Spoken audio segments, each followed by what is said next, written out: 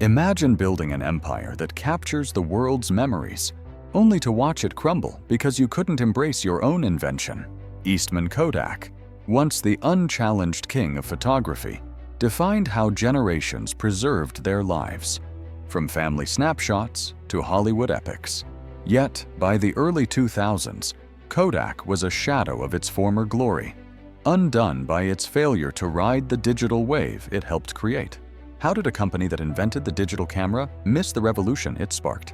In this documentary, we'll unravel Kodak's dramatic journey, exploring its meteoric rise as a photography giant, the groundbreaking invention of the digital camera, its stubborn resistance to change, the devastating fallout of missed opportunities, and the enduring lessons from its decline. Let's dive into the story. The rise of a photography giant. Eastman Kodak, founded in 1888 by George Eastman in Rochester, New York, transformed photography from an elite craft into a global pastime. Before Eastman, photography required bulky cameras, chemical expertise, and patience.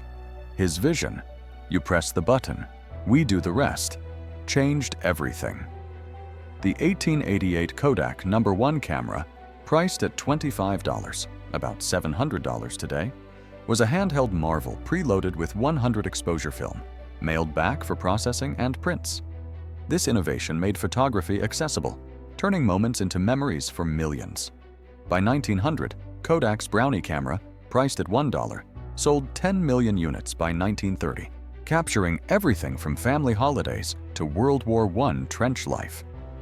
The 1935 launch of Kodachrome, a vibrant color film, revolutionized visual storytelling, used by National Geographic and Hollywood filmmakers for classics like Gone with the Wind. By the 1970s, Kodak dominated with 90% of the US film market and 85% of the camera market, employing 145,000 workers at its peak. Its 1963 Instamatic camera, with easy-to-load film cartridges, sold 50 million units by 1970, cementing Kodak's place in everyday life. Kodak's Rochester headquarters, a 200-acre complex, was a hub of innovation, with labs developing high-speed film and instant cameras. The company's paternalistic culture offered workers pensions, healthcare, and job security, fostering fierce loyalty. Its marketing, coining Kodak Moments, embedded the brand in global culture, with its yellow and red logo synonymous with quality. By 1980, Kodak's revenue reached $10 billion, over $30 billion today, and its film powered 80% of Hollywood movies. Imagine a world where every photo you took bore Kodak's name. How did such a titan falter? Kodak's rise was a masterclass in innovation, branding, and market dominance, setting the stage for an unexpected downfall. Inventing the digital camera. In a twist of fate, Kodak didn't just witness the digital revolution, it birthed it. In 1975, Kodak engineer Steve Sasson, a 24-year-old electrical engineering graduate, created the world's first digital camera. His toaster-sized prototype, cobbled together with a Super 8 lens, a CCD sensor, and a cassette tape, captured a grainy 0.01 megapixel black and white image in 23 seconds, displayed on a TV screen. It was a technological leap, but Kodak's leadership saw it as a novelty, not a threat to their film empire. Sasson, in a 2015 New York Times interview, recalled presenting his invention to executives who asked, "Why would anyone want to view photos on a screen?" Kodak patented the digital camera in 1977, but shelved it, fearing it would cannibalize film sales, which generated billions annually. The company's labs continued digital research, developing a 1.4 megapixel sensor by 1986, but executives prioritized film products like the 1982 disc camera, a commercial flop. Meanwhile, competitors like Sony, with its 1981 Mavica, and Canon began exploring digital imaging. Kodak's hesitation wasn't just caution, it was a strategic blunder rooted in overconfidence. Internal memos from the 1980s, later leaked, showed engineers urging investment in digital. But film division leaders blocked funding, protecting their turf. Imagine inventing the technology that could redefine your industry, only to lock it away. How could Kodak miss this chance? The digital camera's invention was Kodak's golden opportunity, squandered by a fear of change. Resistance to change. Kodak's resistance to digital technology was a fatal mix of complacency, cultural inertia, and short-term thinking. Film was Kodak's cash cow, generating 80% of revenue and 90% of profits in the 1990s, with 1.8 billion rolls sold in the US alone in 1999. The company's Rochester headquarters, employing 60,000 locals, was a bubble where film's dominance seemed eternal. Executives, led by CEOs like Kay Whitmore and Daniel Karp, saw digital as a niche market, not a replacement for film's vibrant clarity. A 1997 internal report warned that digital could overtake film by 2010, but management dismissed it, focusing on incremental film improvements. Kodak did venture into digital, releasing the DC-40 camera in 1995 for $1,000, but its high price limited appeal. Hybrid products like the 1990s photo CD, which digitized film negatives, confused consumers and flopped commercially. Internal politics stifled progress. Film division leaders, fearing job losses, lobbied against digital projects. The company's $1 billion annual R&D budget was split, with most funds bolstering film while digital efforts lagged. Kodak's culture, steeped in film's legacy, resisted change. Employees, many lifelong workers, viewed digital images as inferior to Kodachrome's richness. The top-down structure silenced innovators like Sasson, whose team was relegated to side projects. Competitors seized the opportunity. Canon's 2000 PowerShot, priced at $500, made digital accessible, while Sony's CyberShot series gained traction. By 2003, digital cameras outsold film cameras globally, a shift Kodak underestimated. Former CEO George Fisher, hired in 1993 to push digital, later admitted to Forbes, "We were too late to shift the culture."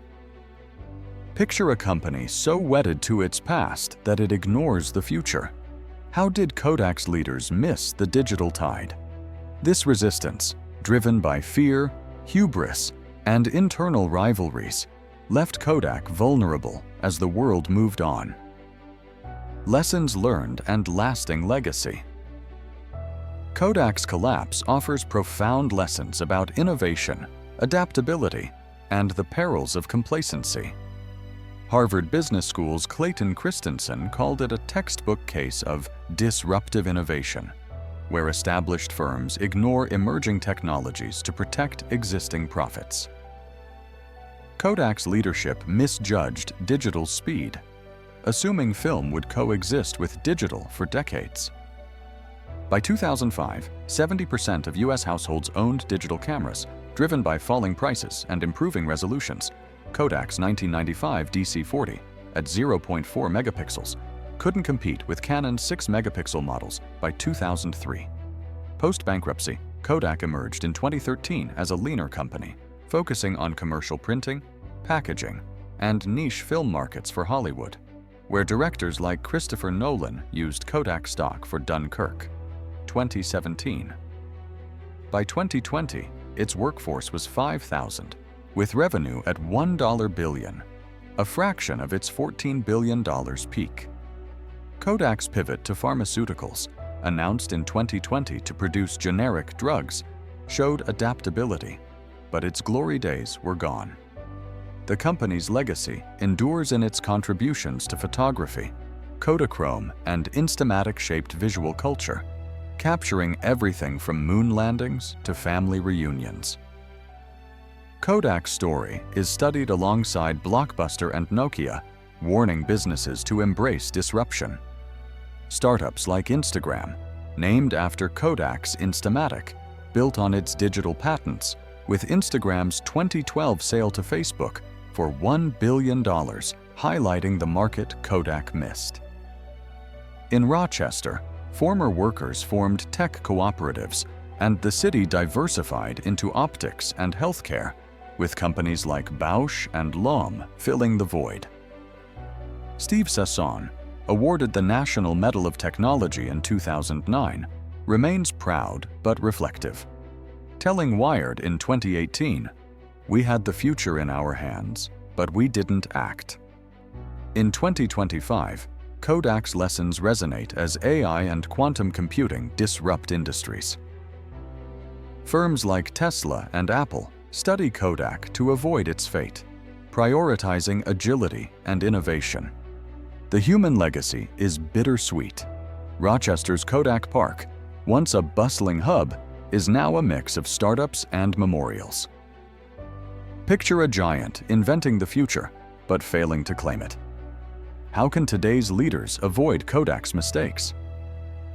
Kodak's enduring gift is a cautionary tale. Adapt boldly, or risk fading into history. Eastman Kodak's journey, from photography titan to digital casualty, is a saga of triumph, hubris, and redemption. From revolutionizing snapshots to inventing the digital camera. From resisting change to facing bankruptcy, Kodak's story reveals the cost of ignoring the future. Its lessons of innovation, adaptability, and cultural agility echo in today's fast-changing world. Which part of Kodak's fall shocked you most? Drop it in the comments. If this tale of a fallen giant gripped you, hit that like button, subscribe, and ring the notification bell for more epic business histories. Thanks for watching, and we'll see you in the next one.